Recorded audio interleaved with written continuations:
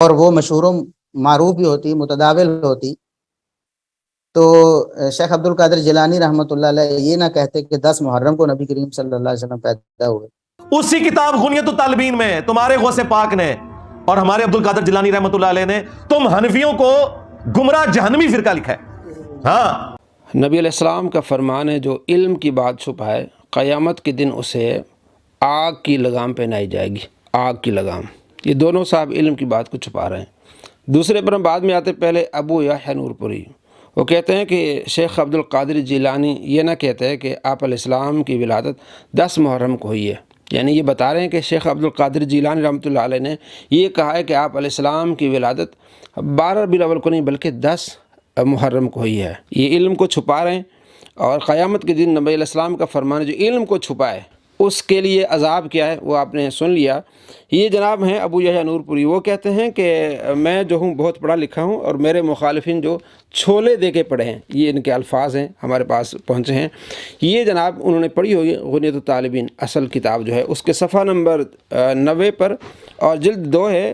شیخ عبد القادر جیلانی رحمۃ اللہ علیہ لکھتے ہیں واختلف العلماء رحمہم اللہ فی تسمیت بیوم عاشوراء، کہ عاشوراء کو کیوں کہا جاتا ہے، یعنی عاشوراء کا جو نام ہے اس کی وجہ کیا ہے؟ وہ کہتے ہیں اکثر فقال اکثرہم، اس لیے عاشوراء کہتے ہیں کہ یہ 10 محرم کے دن کی نسبت سے اسے یوم عاشوراء کہتے ہیں۔ یہ شیخ عبد القادر جیلانی رحمۃ اللہ علیہ نے صفحہ نمبر 90 پہ لکھا، اور صفحہ نمبر 91 پہ لکھا ہے وقال بعضہم، بعض کا قول یہ ہے، بعض یہ کہتے ہیں، یہ نہیں کہ میں کہہ رہا ہوں کہ نبی علیہ السلام کی جو ہے وہ ولادت 10 محرم کے، بعض لوگ یہ کہتے ہیں کہ 10 جو ہے شرافتیں اس دن کو ہیں، اور اس میں سے آخری شرافت یہ ہے کہ آپ علیہ السلام کی ولادت اس دن کو ہوئی، 10 محرم کو ہوئی۔ بعض کہتے ہیں، آپ پوری بات نہیں پڑھتے، آپ ہم کو دھوکہ دیتے ہیں، آپ کہتے ہیں ہم تو محنت کرتے ہیں، دوسروں کے بارے میں آپ کہتے ہیں چھولے دے کے پڑھیں۔ بھائی آپ چھولے دے کے پڑھیں، دوسرے چھولے دے کے پڑھیں۔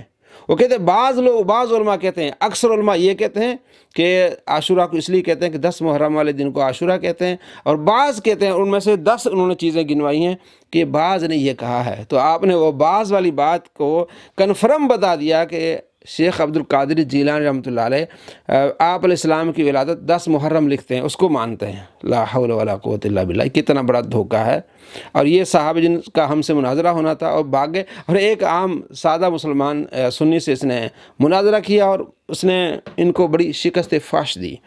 اب آتے ہیں دوسرے انجینئر محمد علی مرزا، وہ بھی اس بات پہ بہت بدتمیزی بد اخلاقی کا مظاہرہ کرتے ہیں کہ یہ شیخ عبد القادر جیلانی کو پتہ ہی نہیں تھا نعوذ باللہ کہ وہ آپ علیہ السلام کی ولادت کب ہوئی ہے۔ بھائی پتہ تھا انہوں نے یہاں ایک کہا کہ بعض علماء یہ کہتے ہیں، جب آپ کوئی اقوال نقل کرتے ہیں کہ بعض یہ کہتے ہیں، بعض یہ کہتے ہیں، بعض یہ کہتے ہیں، تو بعض میں یہ نہیں ہوتا کہ آپ کا قول یہ ہے۔ یہ ہے ان کا علمی لیول۔ اب اس نے جو بات کی کہ شیخ عبد القادر جیلانی رحمۃ اللہ علیہ نے حنفیوں کو جہنمی دوزخی فرقہ کہا ہے، لا حول ولا قوت الا باللہ، کتنا بڑا بلیم، کتنا بڑا الزام ہے شیخ عبد القادر جیلانی رحمۃ اللہ علیہ پر۔ شیخ عبد القادر جیلانی رحمۃ اللہ علیہ امام ابو حنیفہ رحمۃ اللہ علیہ کو بارہا رحمہ اللہ کہتے ہیں، بارہا اپنی کتاب جو ہے غنیت الطالبین میں، اس میں آپ نے شیخ عبد القادر جیلانی رحمۃ اللہ علیہ نے امام اعظم لکھا ہے، امام ابو حنیفہ رحمۃ اللہ علیہ کو امام اعظم لکھا ہے، اور صفحہ نمبر اس کا ہے 85 جلد 2، جس میں شیخ عبد القادر جیلانی رحمۃ اللہ علیہ امام ابو حنیفہ رحمۃ اللہ علیہ کو امام اعظم لکھ رہے ہیں، کہتے ہیں وہ مذہب الامام اعظم ابی حنیفہ نعمان رحمہ اللہ تعالی، جو جہنمی فرقہ کہیں جہنمی کے وہ رحمہ اللہ کہتے ہیں۔ دوسری بات اب آتے ہیں کہ شیخ عبد القادر جیلانی رحمۃ اللہ علیہ نے 73 فرقوں کی تقسیم کی ہے، اور اس میں سب سے پہلا جو فرقہ وہ اہل سنت ہے۔ اس کے بعد انہوں نے تمام فرقوں کا ذکر کیا ہے۔ اب آپ کو میں بتاؤں کہ جو پڑھتے ہیں انہیں پتہ ہو جائے گا کہ یہ شخص کتنا جھوٹ بول رہا ہے اور کس طرح کی گھٹیا زبان اور اپنی جہالت کا اظہار کر رہا ہے۔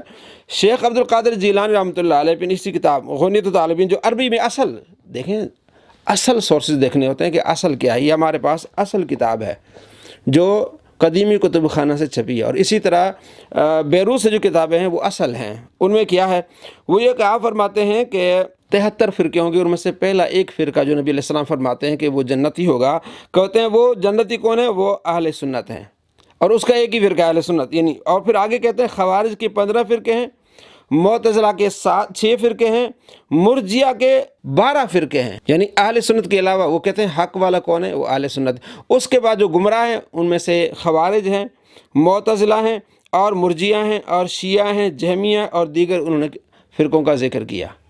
اہل سنت کو کہا کہ نہیں، وہ کون ہے اہل سنت؟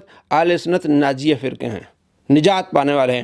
اب ہم آتے ہیں کہ جو مرجیہ ہے جس کے 12 فرقے ہیں، ان میں سے ایک غسانی فرقہ ہے۔ صفحہ نمبر 186 پہ لکھتے ہیں کہ ام الغسانی فہم اصحاب غسانی کوفی، کہتے ہیں کہ غسان کوفی کے جو ساتھی تھے انہیں غسانیہ کہتے تھے۔ عربی جو اصل عربی کتاب ہے اس میں کیا ہے کہ غسانیہ، بس اس میں کوئی حنفیہ نہیں لکھا کچھ بھی۔ اور غسانیہ کا صفحہ نمبر جو ہے وہ 185 پہ لکھتے ہیں کہ مرجیہ کے 12 فرقے، جہمیہ، صالحہ، شمریہ، یونسیہ، یونانیہ، نجاریہ، غیلانیہ، شبیبیہ، غسانیہ، معاذیہ، مریسیہ، کرامیہ۔ غسانیہ مرجیہ میں سے ہیں، یعنی ان کو آپ نے کہا گمراہ فرقہ۔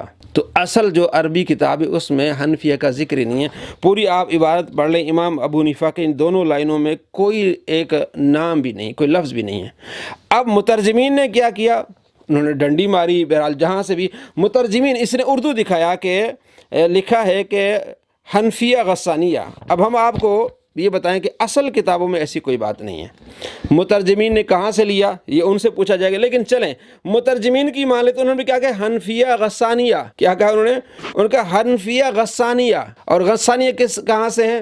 مرجیہ سے، اہل سنت میں سے نہیں ہے۔ یہ صفحہ نمبر 224 اگر آپ اردو والا بھی دیکھ لیں آپ، ٹھیک ہے، 224 کے مرجیہ کے 12 فرقے ہیں۔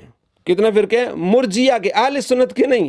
یہ اپنی جو ریسرچ پیپرز ہیں اس میں کہتا ہے کہ جناب اہل سنت کے 3 فرقے ہیں، نہیں دیوبندی، اہل حدیث اور بریلوی۔ اہل سنت تو اہل سنت تو اور ہیں اور مرجیہ اور ہیں۔ اہل سنت کو ناجیہ کہا ہے۔ یہ مرجیہ کے 12 فرقے اس کا ذکر ہے، اور اس میں سے ایک حنفیہ غسانی انہوں نے لکھا ہے صفحہ نمبر 225 پہ۔ یہ کچھ لوگ ہیں جو امام ابو حنیفہ کی طرف منسوب کرتے ہیں اپنے آپ کو۔ دیکھیں یہ علم کو کیسے چھپاتے ہیں۔ نبی علیہ السلام کا فرمان، جو علم کو چھپائے قیامت کے دن اسے آگ کا لگام اس کو ڈالا جائے گا۔ اب اسی جو کہتا ہے نا کہ حنفیہ کو انہوں نے جہنمی، وہی حنفیہ غسانی۔ اگر آپ کی بات مان لی جائے نا، اردو اگر مان لی جائے نا، عربی میں تو لفظ ہی نہیں ہے حنفیہ کا، آپ کی اردو ہی مان لی جائے تو اس میں بھی کیا حنفیہ غسانیہ، حنفیہ اہل سنت نہیں۔ اور اسی کے آگے کیا لکھا ہے یہ آگے دیکھیں، چھپا لیتے ہیں، یہ وہ شرارت والے کام ہے۔ اس کے آگے لکھا ہے کہ حنفیہ کیوں کہتے ہیں کہ ان کا عقیدہ تھا، غسان کوفی کا عقیدہ یہ تھا کہ حضرت عیسیٰ علیہ السلام نبی نہیں ہیں، آپ کی نبوت کے منکر تھے۔ پھر وہ کہتے تھے حج فرض ہے، لیکن پتہ نہیں حج کرنا کدھر ہے، مکے میں کہ پتہ نہیں، جگہ کا بھی تعین وہ کہتے نہیں ہے۔